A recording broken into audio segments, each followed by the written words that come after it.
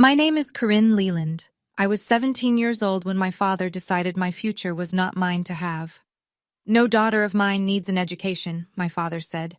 Then he ripped my college acceptance letter in half, right there at the dinner table, in front of my grandmother, my uncle, and my 14-year-old brother.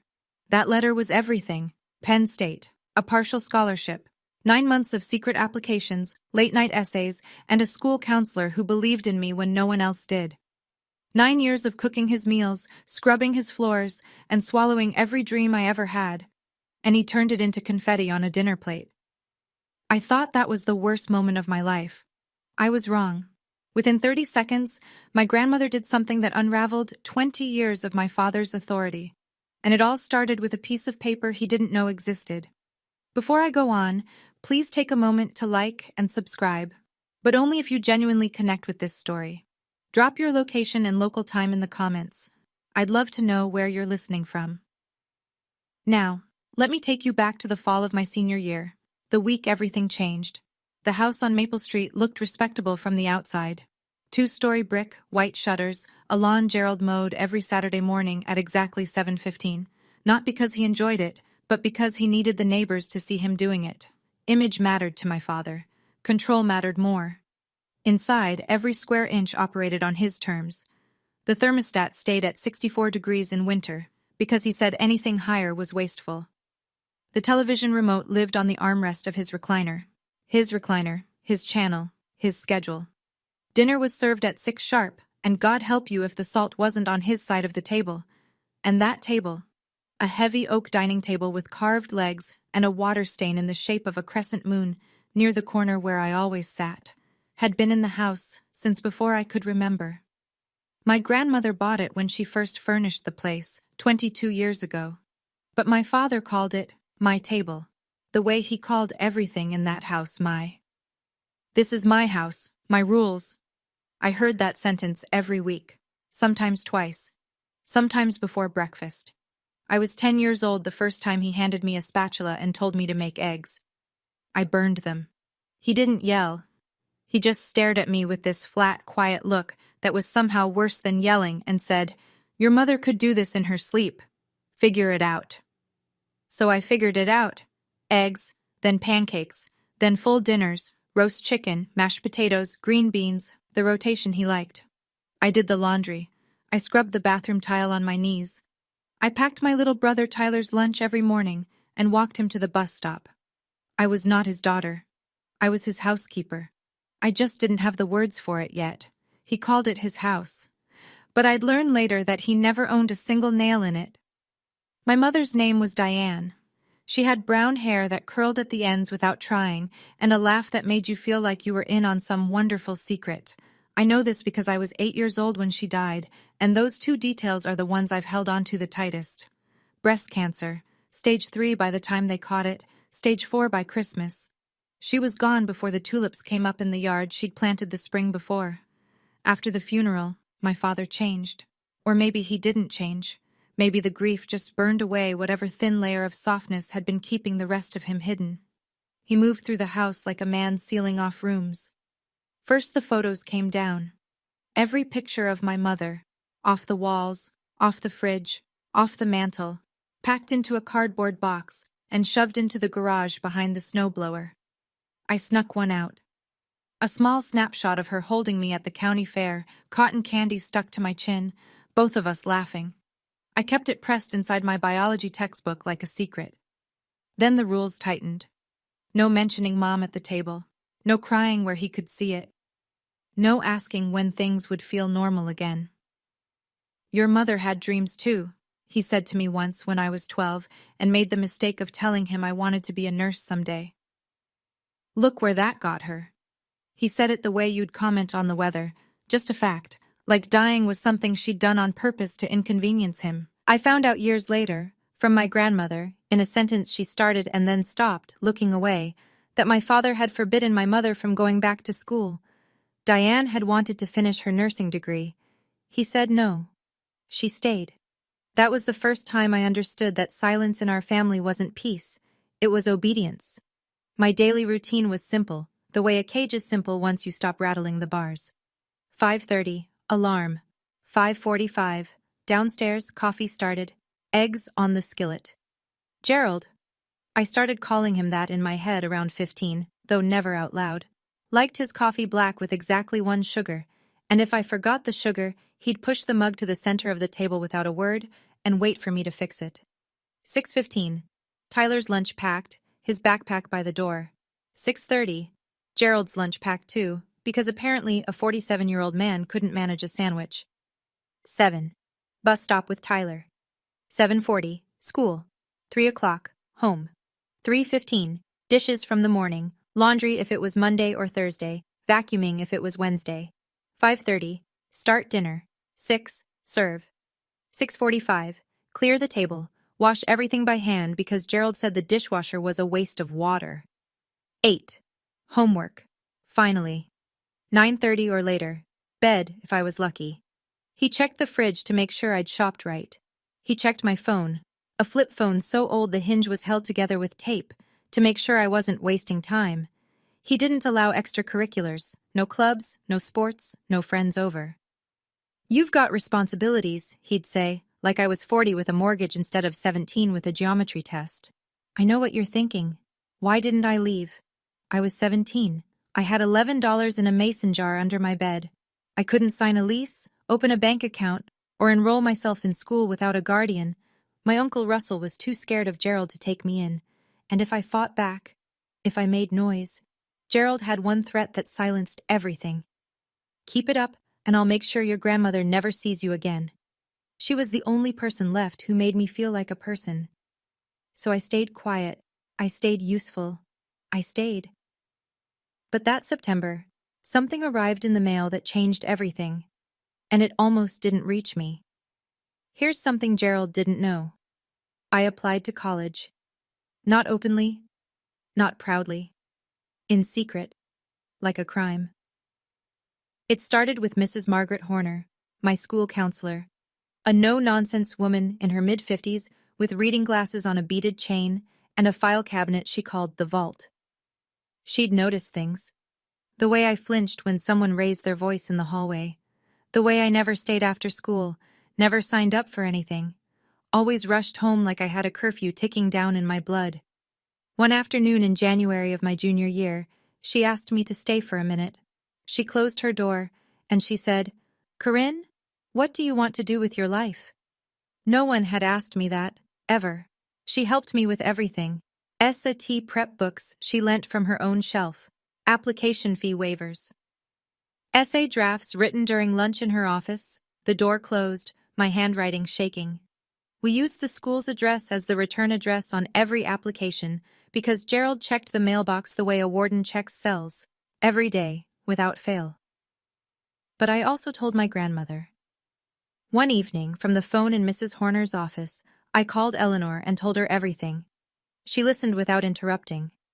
Then she said, "Use my address as a backup. I'll watch for the letters." It was Eleanor who got the letter first. Penn State. Accepted. Partial scholarship. $12,000 a year. I'd need about $8,000 more for tuition and living, but it was real. It was possible. I cried in Mrs. Horner's office when Eleanor called to tell me. Quiet tears, the kind I'd trained myself to cry. No sound, no mess. "Don't worry about the money or the house," my grandmother said on the phone. "Just trust Grandma." I didn't understand the part about the house. Not yet. Eleanor said to tell Gerald at Sunday dinner. She'd be there. "Bring the letter," she said. "I'll handle the rest." What I didn't know, what made my stomach drop when I found out later, was that Gerald had already gone behind my back. He'd contacted Rosie's Diner on Route 9 and arranged a job for me starting the week after graduation. Waitressing. 30 hours a week. He'd even signed my name on the application himself. He wasn't just keeping me from college. He was building a wall around my entire future brick by brick while I was still inside it. Sunday, 6 o'clock. I set the table the way I always did, Gerald's plate at the head, his water glass on the right, his napkin folded into a rectangle because he said triangles looked sloppy.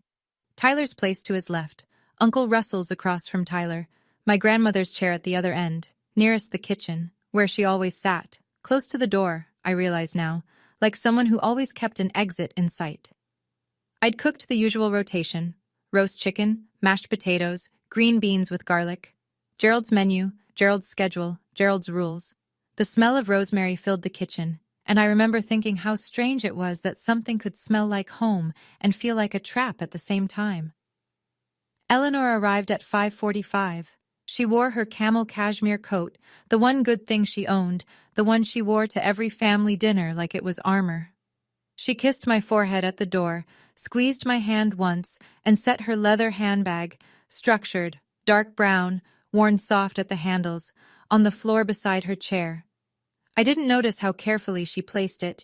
I didn't notice that it was heavier than usual. Gerald was in a good mood. That should have been my first warning.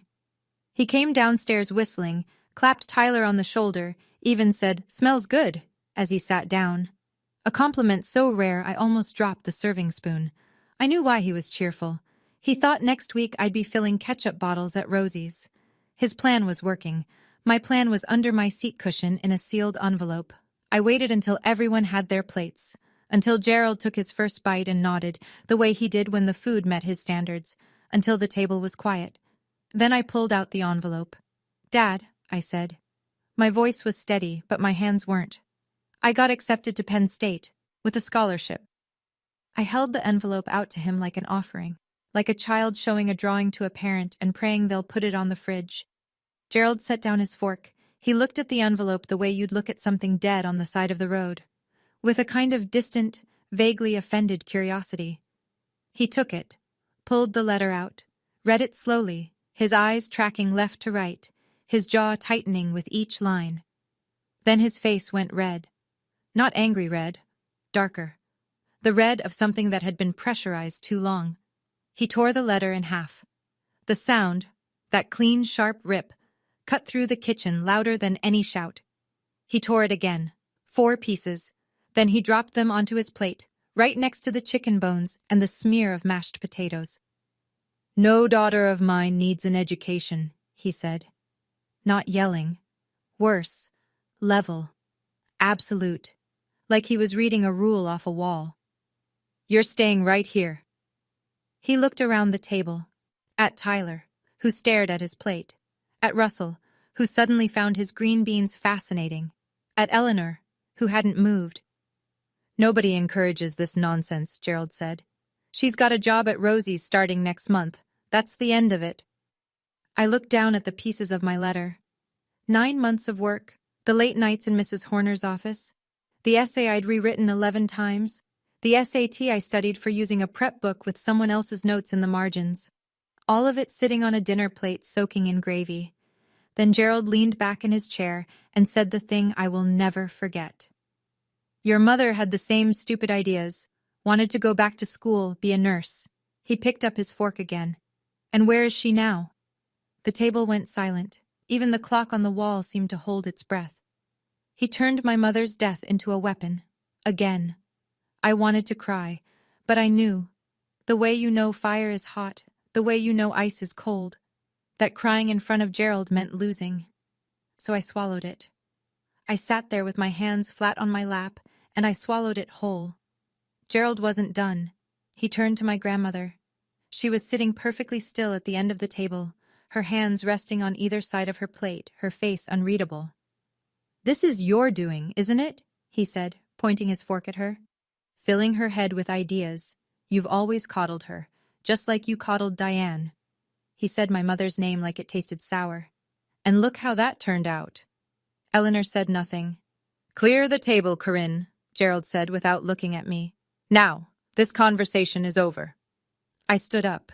Reflex. 9 years of muscle memory carrying me toward the sink before my brain could catch up. My hands were already reaching for his plate when I heard my grandmother's voice. "Sit down, Corinne." Quiet. Not loud. But something in it stopped me cold. A firmness I'd never heard from her before, like a door locking from the inside. Gerald's eyes snapped to Eleanor.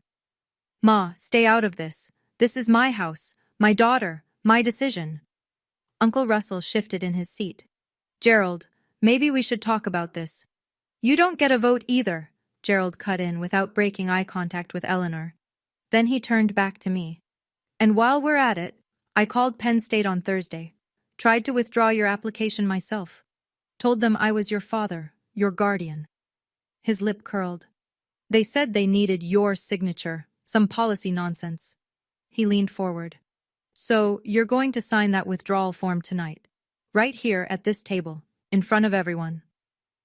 That was his real plan. Not just the letter. He wanted me to kill my own future with my own hand, witnessed by my own family. A public execution of the only dream I had left. My grandmother sat still for exactly 30 seconds. I know, because I was counting. 30 seconds is longer than you think when the only sound is a clock ticking and your own heartbeat and the faint scrape of Gerald's fork against porcelain because he had actually gone back to eating, that confident that he'd won. 1 Mississippi. The refrigerator hummed. 10 Mississippi. Tyler stared at the torn pieces of my letter like he was trying to put them back together with his eyes. 20 Mississippi. Uncle Russell's hand was wrapped around his water glass so tight his knuckles were white. 30. My grandmother set her napkin down. She folded it, neat, precise, placed it to the right of her plate the way she always did, like even this small act deserved dignity. Then she pushed her chair back and stood up. She moved slowly. Not frail, deliberate. She walked to the coat closet by the front door and took out her camel cashmere coat. She put it on, one arm at a time, and buttoned it at the waist with steady hands. Gerald looked up from his plate. Where are you going? Dinner's not over. Eleanor walked back to the table. She stood behind her chair. She looked at my father, not through him, not past him, but directly at him, the way you look at someone you finally stopped making excuses for. And she said 2 words. Pack her bags. Gerald laughed. A big laugh, a real laugh, the kind that comes from the belly and fills a room. The laugh of a man who believes the world is organized exactly the way he arranged it. Pack her bags, he said, still grinning. And send her where? With what money? My grandmother didn't answer. She reached down, unclasped her leather handbag, and pulled out a stack of papers held together with a single staple. What she put on the table next was the reason my father had been living like a king in a castle that was never his. It was a deed, a property deed, notarized, stamped, filed with the county recorder's office, every line crisp, every signature verified, and at the top, in black ink that 22 years hadn't faded, one name, Eleanor M. Leland, sole owner, not Gerald and Eleanor, not the Leland Family Trust, just her, one name, one woman, one signature. This house has been in my name since 2002, Eleanor said. Her voice didn't waver. I bought it with your father's life insurance money and my savings after he passed. I let you live here rent-free because you were grieving and you had 2 children who needed a roof. She paused. But I never, not once, signed this house over to you, Gerald. There is no transfer. There is no agreement. The deed is mine. It has always been mine. Gerald's smile collapsed. Not all at once. It went in stages, like a building losing floors. First the corners of his mouth, then the light in his eyes, then his entire posture, sinking an inch in the chair he'd been sitting in like a throne. He looked at the deed. He looked at Eleanor. Then he forced out a laugh, smaller this time, thinner, the laugh of a man looking for the punchline. So what? He said. You're going to kick me out? Your own son? I'm giving you a choice, Eleanor said. Corinne goes to Penn State this fall, with my financial support. You let her go. You support her, and you keep living here. She tilted her chin slightly. Or you fight this, and I call my attorney tonight. Uncle Russell leaned forward and picked up the deed, reading it. His eyebrows climbed his forehead. He set it down without a word, but the look he gave Gerald was one I'd never seen from him before. Something between shock and a quiet, long overdue recognition. Tyler's mouth was open. He was looking at me, then at Eleanor, then back at me, like he was watching the world rearrange itself. And me? I sat there staring at that piece of paper, and one thought repeated itself over and over. 20 years. He told us this was his house. He made every rule, controlled every corner, decided who ate, who spoke, who mattered. All of it built on a lie he never bothered to verify. Gerald's face cycled through something I'd never seen before. Confusion, then fury, then a hard, brittle composure, like a man patching a cracked wall with his bare hands. He pushed the deed to the side of the table. "You think a piece of paper scares me?" he said. "I've been maintaining this house for 20 years. 20. I paid the electric, the water, the gas. I fixed the roof when it leaked. I replaced the furnace in 2019. He jabbed his finger against the table. I put my sweat into these walls. You think any court would just hand it to you?" He was reaching. I could see it. He was building a case the way he built everything, loud and fast, hoping no one would check the foundation. Eleanor didn't respond. She stood there in her cashmere coat, hands clasped in front of her, and let him talk. "And even if the house is yours, Ma," Gerald spread his hands wide like he was being reasonable, like this was all just a misunderstanding between adults. "I'll fight it. I'll get a lawyer. You really want to drag your own family to court?" That was his card. Guilt. The same tool he'd used on me for 9 years, on my mother before that, probably on Eleanor before that. The threat wasn't legal, it was emotional. "You'll be the one who broke this family." Then he turned to me. His voice dropped, low, almost gentle, the way a trap sounds when it's being set. "Tell your grandmother to stop this circus, Corinne. You know this is your home. You want to destroy this family over a school?" He wanted me to choose, family or future, loyalty or freedom. The same impossible choice he'd been forcing on every woman in his life for as long as I could remember. My grandmother didn't argue. She didn't raise her voice. She reached into her handbag again. It was a flip phone. Old, silver, small, almost identical to the one Gerald had given me, the one he tracked and monitored. But Eleanor's was hers, paid for with her own money, listed under her own name. She pressed one button. Speed dial. The kitchen was so quiet I could hear the tinny ringing through the speaker. 1 ring, 2 rings, then a click. "Hello, David? It's Eleanor Leland." Her voice was conversational, almost pleasant, like she was confirming a lunch reservation. "I need you to begin the process we discussed. Yes. The 30-day notice." A pause. "Yes. Tonight." Another pause. "Thank you, David. I appreciate it." 40 seconds. She closed the phone and slipped it back into her handbag. Gerald stared at her. The laugh was gone. The bluster was gone. What was left was something raw. The look of a man hearing a sound he can't identify in the dark. "You're bluffing," he said, but his voice cracked on the second word. "Gerald," Eleanor said, and for the first time, I heard something almost like sadness in her tone. Not for herself, but for him, for the version of her son she'd spent 20 years hoping would show up. "I have never bluffed a day in my life. You have 30 days, or you let Corinne go to college." She picked up her handbag. "Choose." "Let me explain something." David Mercer was Eleanor's real estate attorney. She hadn't called him on impulse. She'd consulted him 2 weeks earlier, right after Gerald had ripped up the first piece of mail from Penn State, an orientation packet, right in front of me at breakfast without a second thought. That was when Eleanor began preparing the paperwork. The eviction documents were already drafted. She was just waiting for Gerald to cross the last line. He crossed it with confetti on a dinner plate. Eleanor walked to the front door, then stopped. She turned back. Not to Gerald, but to me. "Pack a bag, honey. You're coming home with me tonight." I stood up. Not fast, not dramatic, just up. The way you stand when you've decided something and your body finally agrees. "Sit down," Gerald said. His chair scraped back. He was on his feet now, too, one hand flat on the table, the other pointing at me. "You're not going anywhere." I looked at my father.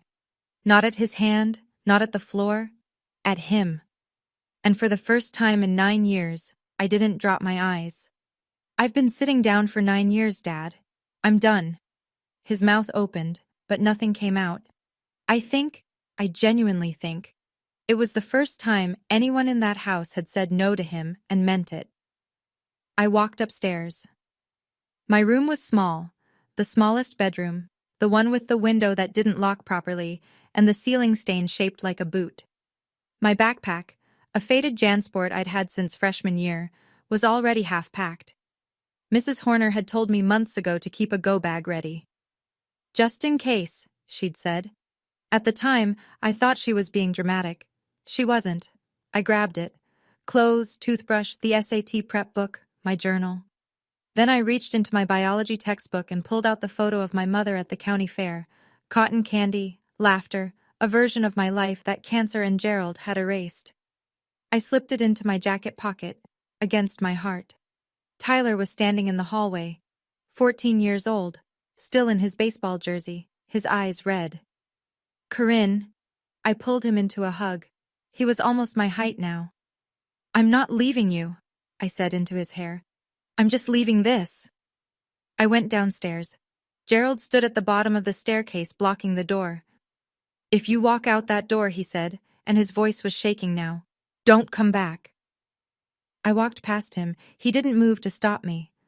I think some part of him knew, had maybe always known, that the only thing keeping me there was the lock, and the lock had just been changed. Eleanor had the car running, headlights on, engine humming, the passenger door already open. Behind me, I heard Russell's voice, quiet, almost apologetic, but clear enough to carry. I'll bring the rest of her things tomorrow, Ma. It was the first time Uncle Russell had ever gone against Gerald in front of the family. It would not be the last. I got in the car. I put my backpack on my lap. I didn't look back at the house. Eleanor pulled out of the driveway, and for the first time in 9 years, Maple Street got smaller behind me. I want to pause here for a moment. If you've ever had to leave a place you thought was home, whether it was a house, a relationship, or just a version of yourself you'd outgrown, you know what that drive felt like. If this story is hitting close, tap that like button so I know you're here.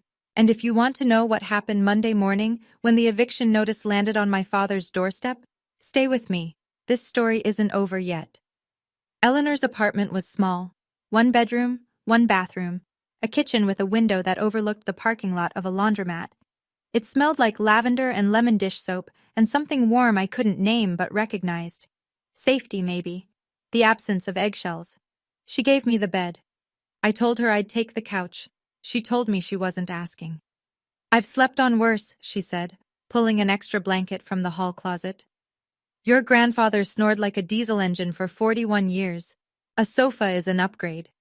I lay in her bed in the dark, staring at the ceiling, and the voice in my head was not my own. It was Gerald's.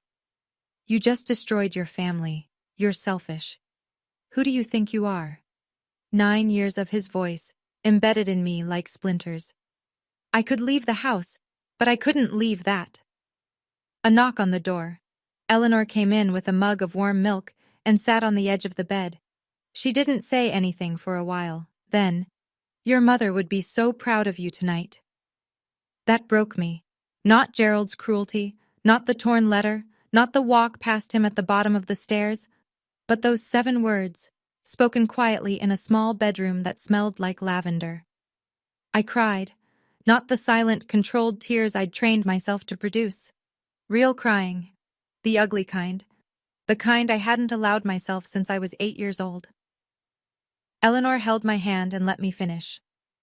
Then she told me something I wasn't expecting. She'd opened a savings account in my name when I was 10. $200 a month from her teacher's pension, every month, for 7 years. It's at $16,800, she said, as matter-of-factly as if she were reading a grocery receipt. Between that and the scholarship, you'll be fine for the first year. We'll figure out the rest. I wiped my face. Grandma, why didn't you do this sooner? She was quiet for a long time. Long enough that I thought she hadn't heard me. Because I kept hoping he'd change, she said. That was my mistake. Gerald didn't wait long. The calls started the next morning. Eleanor's phone rang at 7:15. She looked at the screen, silenced it, and went back to making toast. It rang again at 7:20. 7:31, 7:45. She let everyone go to voicemail. Then he called me. The first time his voice was soft, almost unrecognizable. Come home, sweetheart. We can talk about this. I was upset. I said things I didn't mean. Let's sit down like a family. I didn't answer. I just listened. 2 hours later, the second call. The sweetness was gone. "You're making a fool of yourself, Corinne. The whole town is going to know about this. You want people talking? You want that on you?" The third call came at 9:40 that night. His voice was cold and flat, the Gerald I knew best. "If you don't come back by Friday, I'm cutting you off completely. No phone, no insurance, nothing. You'll have nothing." He called Uncle Russell next. Russell told me later, quietly, almost ashamed, that Gerald said, "You help them, you're dead to me. I mean it." On Tuesday, Gerald showed up at my school. He walked into the front office and demanded to see me. The receptionist, a woman named Linda who'd worked there 20 years and did not care for men who raised their voices in her lobby, told him he needed an appointment. He didn't have one. Mrs. Horner was alerted. She pulled me out of third-period history and walked me to her office through the back hallway. "He's in the building," she said, her hand on my shoulder. "You're safe. He can't get past Linda." That evening, Gerald posted on Facebook. I saw it because 3 classmates sent me screenshots within an hour. "My daughter ran away because her grandmother is manipulating her. She's a confused teenager being used by a bitter old woman. Please pray for our family." 47 likes. 12 comments saying they'd pray. 6 saying, "Stay strong, Gerald." He was rewriting the story with himself as the victim. And in a small town where everybody knew everybody, that story traveled fast. Small towns are beautiful until you need one to mind its own business. Within 3 days, the version of events circulating through our zip code bore almost no resemblance to reality. Eleanor was the villain, a controlling grandmother overstepping boundaries, turning a teenage girl against her loving, hard-working father. Gerald was the victim, a widower, a single dad, a man who'd sacrificed everything and was being punished for it. A neighbor named Doris, the kind of woman who attended every funeral in town whether she knew the deceased or not, called Eleanor on Wednesday. "How could you do this to Gerald?" she said. "He lost his wife. Now you're taking his daughter? That poor man." Eleanor, to her credit, didn't hang up. She said, "I appreciate your concern, Doris. This is a family matter," and ended the call politely enough that Doris couldn't repeat anything damaging. At school, it was worse. Kids I barely knew stopped me in the hallway. "Is it true your grandma kicked your dad out? I heard you ran away. Are you okay?" One girl from my English class said, loud enough for everyone to hear, "My mom says your dad is heartbroken." I smiled. I nodded. I kept walking. But each comment was a small cut, and by Thursday afternoon, I had enough cuts to bleed. Gerald knew exactly what he was doing. He texted me screenshots of the Facebook comments, the sympathy, the prayers, the outrage on his behalf. Then one line, "See? Everyone knows what you're doing is wrong." And for one terrible moment, sitting in Mrs. Horner's office with the door closed and my backpack at my feet, I believed him. Maybe I should just go back, I thought. Maybe he's right. Maybe this isn't worth tearing everything apart.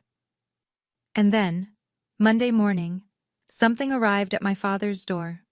The process server was a man named Phil who drove a gray Honda Civic and had the emotional range of a filing cabinet. He knocked at 8:15 in the morning. Gerald opened the door in his work boots and undershirt, a mug of coffee in his hand, coffee he'd made himself for the first time in over a week, badly, according to Tyler. Phil handed him the envelope. Gerald signed. Phil left. Inside, a 30-day notice to quit, issued pursuant to 68 Pennsylvania Consolidated Statutes, Section 250.501. Property address, 114 Maple Street. Owner, Eleanor M. Leland. Occupant, Gerald R. Leland. The notice informed Gerald that he had 30 days to vacate the premises or face a formal eviction action filed with the Magisterial District Court. It was real. It was legal. It was happening. Gerald called Eleanor immediately. I know because I was sitting at her kitchen table eating cereal when her phone rang and she put it on speaker. "You can't do this to your own son!" His voice came through distorted, the way sound warps when someone is screaming into a small microphone. "I gave you a choice, Gerald," Eleanor said. She was holding her coffee with both hands, looking out the window at the laundromat parking lot. "You made yours." She hung up. Gerald went looking for a lawyer. In a town our size, the options were limited. The first attorney he called, a woman named Janet Polk, declined. Conflict of interest. She'd already consulted with Eleanor on a separate matter years ago. The second lawyer, a man 2 towns over, agreed to review the case. After looking at the deed, the tax records, and the complete absence of any lease or written agreement, he told Gerald the truth. If the deed's in her name and there's no lease, you're a month-to-month tenant at best. She has every right to do this. That same evening, Tyler called me from his friend's phone. His voice was small and careful, the way you talk when someone is sleeping in the next room. "Dad hasn't cooked once since you left," he whispered. "He doesn't know where the plates are." That night, Eleanor and I sat on her sofa with mugs of chamomile tea, and she told me the truth. The whole truth. The version she'd been carrying for decades. "Your grandfather," she began, and stopped. She took a sip, started again. "Harold was a good provider. People liked him, but behind our front door, he was a different man. He decided what I wore, where I went, who I could talk to. I wanted to teach. I had the degree, I had the certification, but he said a wife's place was in the home." She looked at her hands. "I lost 15 years waiting for him to change his mind." She didn't teach until Harold died. She was 51 years old on her first day as an elementary school teacher. 51. When I saw Gerald doing the same thing to Diane, I thought I was watching a rerun of my own life. Eleanor set her mug down. "I told your mother to leave," she said. "I can't. He'll take the kids." Eleanor's voice thinned. She was right, probably. And then she got sick, and it didn't matter anymore. "The house." She explained it plainly. After Harold died, his life insurance paid out. Not a fortune, but enough. Eleanor combined it with her teaching savings and bought the house on Maple Street outright in 2002. Gerald had just lost Diane. Tyler was 5, I was 8. He needed stability, and she gave it to him, rent-free, no questions asked. But she never transferred the deed. "I told myself it was because the paperwork was complicated," she said. "That was a lie. The truth is, I knew. I knew who Gerald was becoming, and I kept that deed because somewhere in the back of my mind, I believed that one day I might need it." She was right. It just took 20 years. She reached under the sofa cushion and pulled out a manila folder. Property tax records, every year, all 22 of them. Her name on every receipt. A printout of an email from David Mercer confirming the title was clear. Then she said something that made the room go very still. "There's one more thing. Your mother left you a letter." I asked about the letter. Eleanor shook her head. "Not yet, sweetheart. When you're ready." I wanted to argue, but something in her face told me she'd been guarding that letter for 9 years, and she wasn't going to hand it over at 11 o'clock on a Tuesday. She'd know the right moment. She always did. So instead, we prepared. David Mercer's office was above a hardware store on Main Street. He was a calm, gray-haired man in his 60s who spoke in complete sentences and kept a framed photo of his golden retriever on his desk. Not the kind of lawyer you see on television, the kind you actually need. He walked us through everything. The deed was unambiguous. Eleanor was the sole legal owner.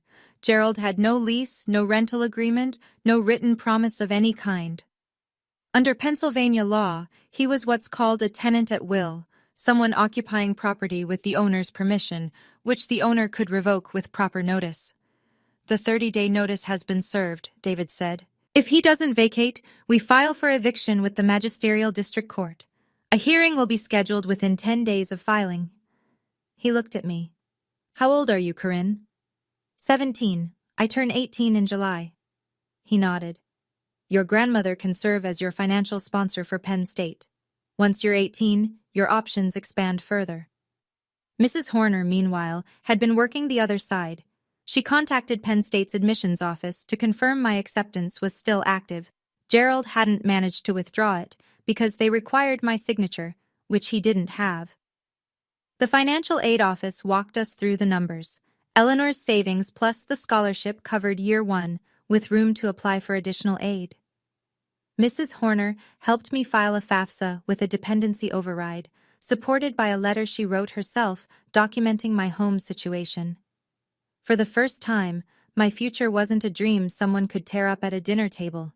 It was a file, a folder, signatures, stamps, and numbers that added up. For the first time, I wasn't asking for permission. I was filing paperwork. Gerald did not go quietly.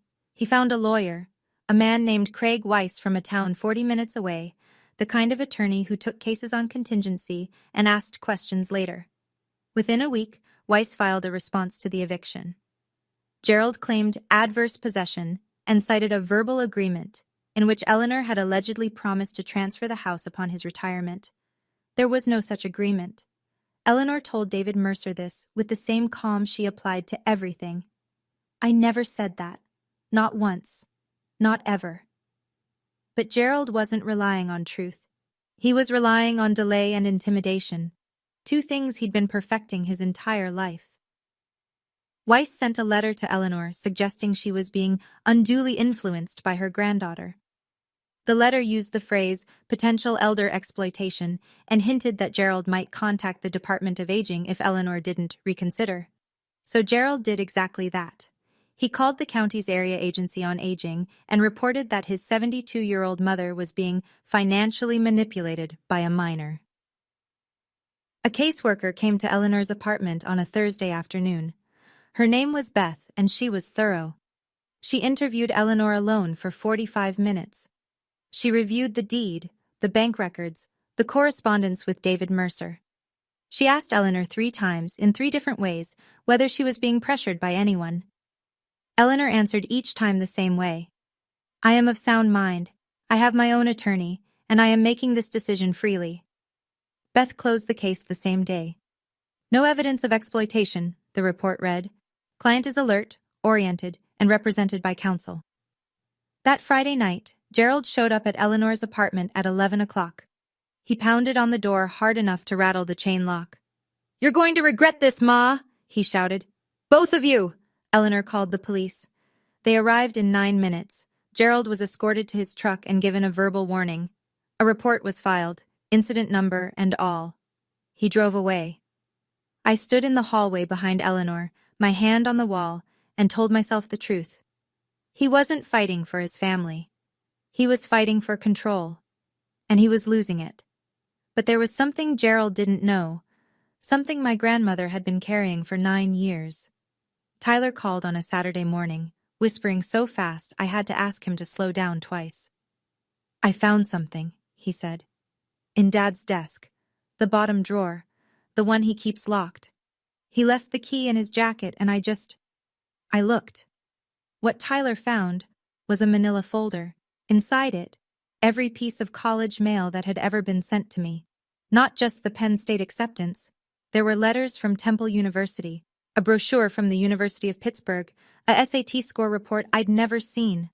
All of it intercepted from the mailbox over the past year, shoved into a drawer and locked away.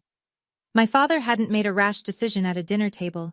He'd been systematically erasing my future for months. Tyler took photos with his friend's phone and sent them to me. I sat on Eleanor's couch and scrolled through image after image. Envelopes with my name on them, opened, read, and hidden by the man who was supposed to protect me. And then, at the bottom of the folder, Tyler found something else. A congratulations card, addressed to me, postmarked 8 years ago. The handwriting was unfamiliar. The return address was in Philadelphia. It was from my Aunt Patricia, my mother's sister. The woman Gerald told me wanted nothing to do with us after the funeral. The woman he said had moved on and forgotten about you. She'd written, "Corinne, honey, congratulations on starting high school. Your mama would be so proud. I think about you every single day. Love, Aunt Patty. 8 years. He'd kept her from me for 8 years. I don't want to be like him, Corinne," Tyler said, and his voice broke on my name. Gerald did not vacate the house. 30 days came and went. He stayed on Maple Street like a man who believed that stubbornness was the same as a legal right. So Eleanor and David Mercer filed for formal eviction with the Magisterial District Court, and a hearing was scheduled for a Tuesday morning, 3 weeks later. The courtroom, if you could call it that, was a small room in the municipal building off Route 6. Fluorescent lights, wood-paneled walls, an American flag in the corner that leaned slightly to the left. 5 rows of wooden benches for spectators, a raised desk for the judge, no jury, just people and paper. Gerald sat on the left side with Craig Weiss. He was wearing a dress shirt, light blue, ironed, the first time I'd ever seen him in anything but flannel or a work polo. khaki pants with a sharp crease. But his work boots peeked out beneath the cuffs, scuffed and familiar, and somehow that detail made me sadder than anything. Eleanor sat on the right with David Mercer. She wore a navy blazer over a white blouse, her silver hair in a low bun, her posture the kind of straight that comes from decades of standing in front of a classroom. She looked like exactly what she was, a retired teacher who had done her homework. I sat in the first row behind Eleanor. My hands were in my lap. My backpack was at my feet. Behind us, Uncle Russell, who had driven 40 minutes to be there. A few faces I recognized from town, people who'd seen the Facebook post, heard the gossip, and come to watch. The court clerk, a young woman with a laptop, recorded everything. The room was small, but it had an audience. And audiences change the way people behave. Or, in Gerald's case, the way they reveal themselves. Judge Morrison entered, a woman in her early 60s, silver reading glasses, no nonsense. She sat down, opened the file, and said, "Let's begin." Craig Weiss went first. He spoke quickly, building Gerald's case like a man stacking cards on a windy day.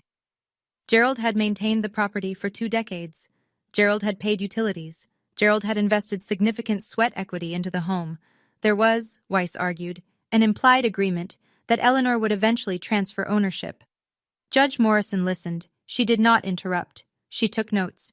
David Mercer stood up. He was quieter than Weiss, slower, and somehow more devastating for it. He presented the deed. Filed with the county recorder's office in 2002, Eleanor M. Leland, sole owner. He presented 22 years of property tax receipts, all in Eleanor's name. He presented a title search confirming no liens, no transfers, no co-owners, no encumbrances of any kind. "Your Honor," Mercer said, "the deed is unambiguous. My client is the sole legal owner.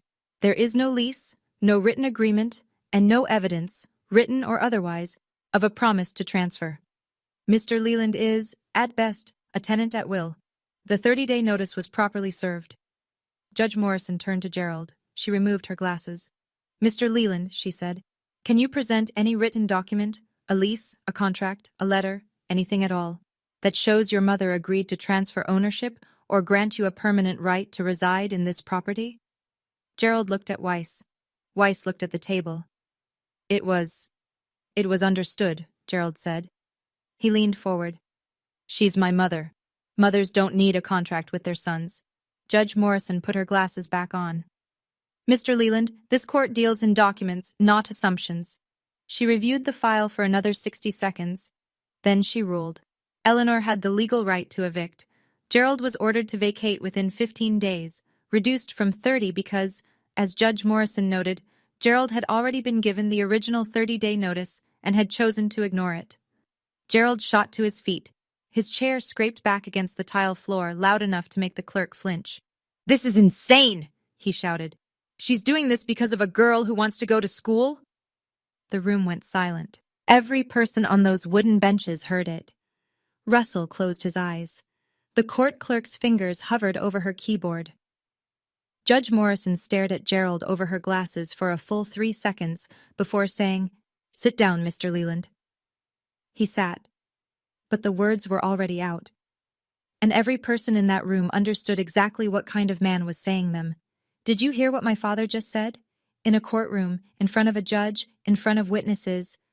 Because of a girl who wants to go to school. A girl. Wanting to learn." That was the emergency. If that sentence hit you the way it hit me, drop a comment below. I read every single one. And if you're in the middle of your own fight right now, you're not alone. Subscribe and come with me to the end. The next part is the part I'll never forget. The courthouse parking lot was half empty and too bright. One of those crisp fall mornings where the sun hits the asphalt at an angle that makes everything look overexposed, like a photograph with the contrast turned up too high. Gerald stood next to his truck, a rusted F-150 with a cracked taillight and a faded bumper sticker that read "Support Local Plumbers." He had his keys in his hand, but he wasn't moving. He was looking at Eleanor and me as we came down the steps, David Mercer holding the door behind us. "You took everything from me," Gerald said. His voice was different, not loud, not mean, just hollow. A man standing in the rubble of something he'd built, not understanding that the foundation had never been his. Eleanor stopped on the bottom step. She looked at her son, her only son, and I saw something move across her face that I'd never seen before. Not anger, not satisfaction. Something heavier. The weight of a woman who knew she was right, and wished she didn't have to be. "I didn't take anything, Gerald," she said. "I just stopped giving." Russell walked up beside Gerald and put a hand on his shoulder. Gerald flinched but didn't pull away. "You can stay with me," Russell said, "as long as you need. But you need to let Corinne go." Gerald didn't answer. He opened his truck door, got in, and drove off. No goodbye, no last word. Just the engine and the gravel and the shrinking red of his taillights. I watched him go. I waited to feel something triumphant, some rush of justice, some cinematic swell. It didn't come. What came instead was quieter. Not joy, not sadness, just space. A vast unfamiliar openness where his voice used to be. On the drive home, my phone buzzed, a number I didn't recognize. "Corinne? It's your Aunt Patty. Tyler found my card and called me. I've been trying to reach you for 8 years." I called her back from Eleanor's kitchen, sitting on the counter with my feet dangling, the phone pressed so hard against my ear I could feel my pulse in my cheekbone. Patricia's voice was warm and cracked at the edges, like a mug you loved too much to throw away. She told me everything. She'd sent letters, birthday cards, Christmas packages, every year, for 8 years. Gerald told her, once on the phone, in a tone she said she'd never forget, that Corinne and Tyler don't want to hear from you, and that she should respect the family's wishes. Then he blocked her number. She told me she'd contacted a lawyer once about visitation rights, but since she wasn't a legal guardian, and Gerald wasn't technically denying access, just intercepting. There wasn't much she could do without proof. "I never stopped thinking about you," she said. "Not one day." Patricia lived in Philadelphia. She was a registered nurse at a hospital downtown.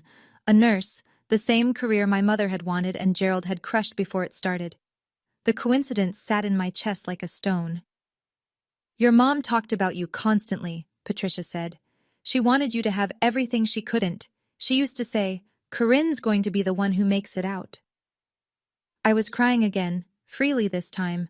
No swallowing, no hiding, no watching the door. "Come visit before school starts," Patricia said. "Philly's only 3 hours from Penn State. You'll have family close." Family.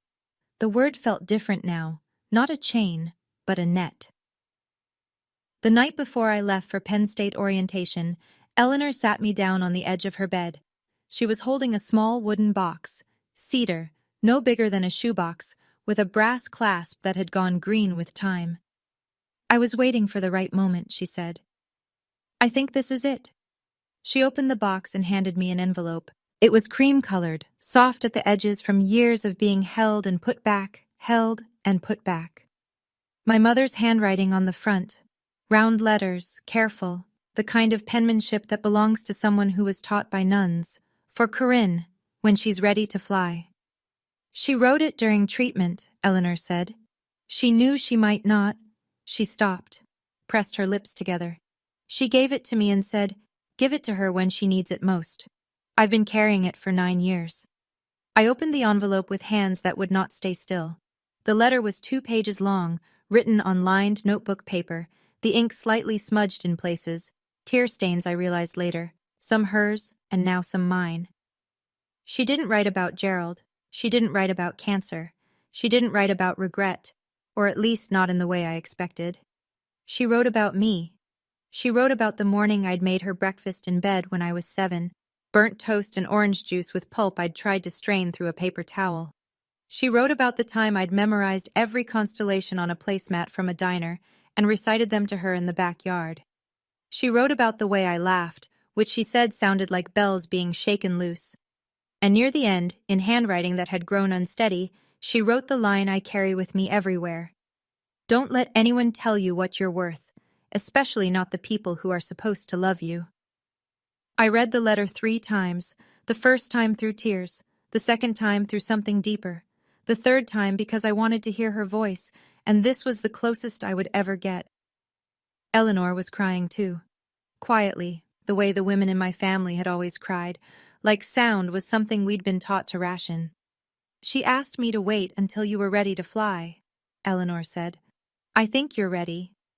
I held the letter against my chest and breathed, and for the first time the ache of missing my mother didn't feel like a wound. It felt like a compass.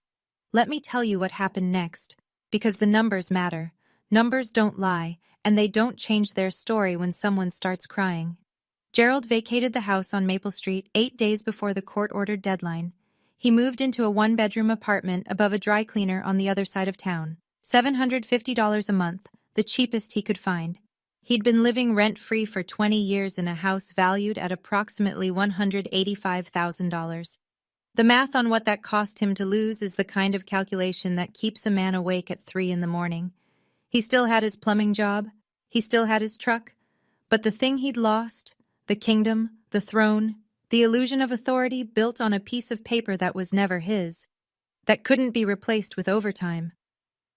Eleanor kept the house. She didn't move back in. Instead, she rented it to a young family, a couple with 2 kids and a dog, for $1,200 a month. That income went directly into a second account earmarked for my education, tuition for year 2 and beyond. Tyler stayed with Uncle Russell during the school year. It wasn't ideal, but Russell was steady, and he'd finally stopped being afraid of his brother. Tyler started seeing a counselor at school, not because anyone forced him, but because he asked. The town gossip machine, which had once churned in Gerald's favor, slowly reversed. People found out the truth in pieces: the deed, the eviction, the intercepted mail, the Facebook performance. Nobody apologized to Eleanor. Small towns don't do that. But the invitations to Gerald's side of the narrative quietly stopped, and Doris the neighbor was seen bringing Eleanor a casserole on a Thursday afternoon without explanation. He didn't lose his daughter because I left. He lost his daughter the night he ripped up that letter. 2 months into my first semester, my phone rang at 8:15 on a Wednesday evening. I was in my dorm room, textbooks spread across my bed, a half-eaten bag of pretzels on the nightstand. The number was Gerald's. I almost didn't answer, but something in me, not forgiveness, not obligation, something I still don't have a word for, made me pick up. "I saw your name on the dean's list," he said. His voice was quieter than I'd ever heard it, smaller, like it was coming from a room that had gotten too big for one person. "I looked it up online. Your mother, she would have liked that." I closed my eyes. It was the first time he had mentioned my mother without using her as a weapon, and I didn't know what to do with that. This tiny, late, insufficient acknowledgement from the man who'd spent a decade teaching me that my dreams were a waste of his time. "Thank you for saying that, Dad," I said. "But I'm not ready to talk yet. When I am, I'll call you." I hung up. I sat in the silence of my dorm room and listened to my own breathing. I didn't feel angry. I didn't feel relieved. I didn't feel the satisfaction people expect you to feel when the person who hurt you finally shows a crack in their armor. I just felt clear. Forgiveness isn't something I owe him. Maybe it'll come one day. Maybe it won't. But my education, my future, those were never his to take. Penn State in October is the kind of beautiful that earns its keep. The maples on the quad burn orange and red, and the air smells like wood smoke and possibility. And everywhere you look, there are people carrying books and coffee, and the quiet assumption that they belong here. I belonged here. My dorm was a cinder block box on the 3rd floor of East Halls, shared with a girl named Rachel who talked in her sleep and kept a collection of succulents on the windowsill she'd named after Supreme Court justices. She was strange and kind, and the first friend I'd made based entirely on who I was, not who I was related to or what I could do for them. I declared pre-nursing. Not because Aunt Patricia was a nurse, not because my mother had wanted to be one, but because somewhere between the burnt toast and the biology textbook, and the 9 years of taking care of everyone but myself, I'd realized I was good at caring for people. And I wanted to do it on my own terms, for people who actually needed it, in a place where it counted. Eleanor called every Sunday night at 7. We talked about her week, my classes, the tenants in the Maple Street house, the weather, normal things. She never brought up Gerald unless I did. Tyler FaceTimed every Wednesday. He was growing. His voice was changing. He'd joined the track team at school, the first extracurricular a Leland kid had been allowed to do in a decade. Aunt Patricia invited me to Philadelphia for Thanksgiving. I went. She made my mother's stuffing recipe. I didn't cry, I just ate 2 helpings and asked for the recipe, and Patricia smiled like I'd given her something she'd been waiting years to receive. On my desk in the dorm, between a second-hand laptop and a stack of anatomy flashcards, I kept 2 things: the photo of my mother at the county fair, and her letter, pressed flat inside a clear plastic sleeve so the ink wouldn't fade. Nobody here told me I can't, and that still felt new. I'm not going to stand here and tell you what to do with your life. I'm 20 years old. I'm still figuring out my own. But I can tell you what I learned. I learned that silence isn't loyalty.